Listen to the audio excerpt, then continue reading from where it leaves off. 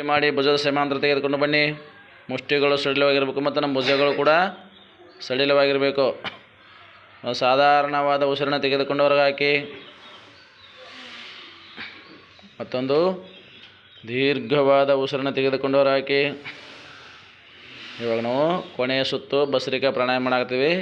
ಇವಾಗ ನಾವು 20 ಮಾಡಿದ್ವಿ. ಇವಾಗ ಕೊನೆಯ ಸುತ್ತು ಭಸ್ತ್ರಿಕಾ ಪ್ರಾಣಾಯಾಮ. ಮುಷ್ಟಿಗಳು ಸಡಿಲವಾಗಿರಬೇಕು, ಭುಜಗಳು ಸಡಿಲವಾಗಿರಬೇಕು. ಮುಖದಲ್ಲಿ ಸ್ವಲ್ಪ ಮುಗುಳ್ನಗೆ ಇರಲಿ. ಎಲ್ಲರೂ ಒಟ್ಟಿಗೆ ತೋರಿಸ್ಲಿ.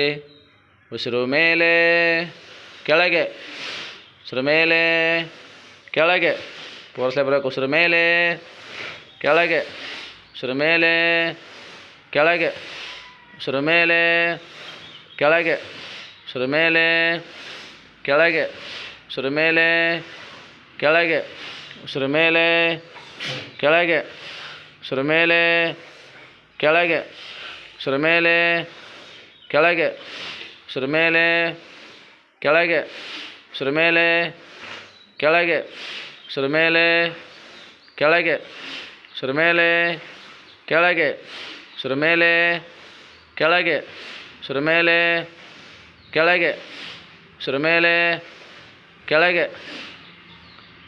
ವಿಶ್ರಾಮ ಮಾಡಿ ಆರಾಮ್ಸೆ. ಎರಡೂ ಕೈಗಳನ್ನ ತೊಡೆ ಮೇಲೆ ಇಟ್ಕೊಳ್ರಿ. ನಿಮ್ಮ ಎರಡೂ ಕೈಗಳು ತೊಡೆ ಮೇಲೆ ಬರಲಿ. ಅಂಗೈ ಆಕಾಶಮುಖ ಇರಬೇಕು. ನಿಧಾನವಾಗಿ ವಜ್ರಾಸನದಿಂದ ಸುಖಾಸನ ಕೂತ್ಕೊಳ್ರಿ. ಎಲ್ಲರೂ ಕಣ್ಣುಗಳು ಮುಚ್ಚಿರಲಿ, ಬೆನ್ನು ಕತ್ತು ನೇರವಾಗಿರಲಿ. ವಜ್ರಾಸನದಿಂದ ಸುಖಾಸನ ಕೂತ್ಕೊಳ್ರಿ. ಆರಾಮ್ಸೆ ಕೂತ್ಕೊಳ್ರಿ. ಕಣ್ಣುಗಳು ಮುಚ್ಚಿರಲಿ, ಬೆನ್ನು ಕತ್ತು ನೇರವಾಗಿರಲಿ. Sit properly.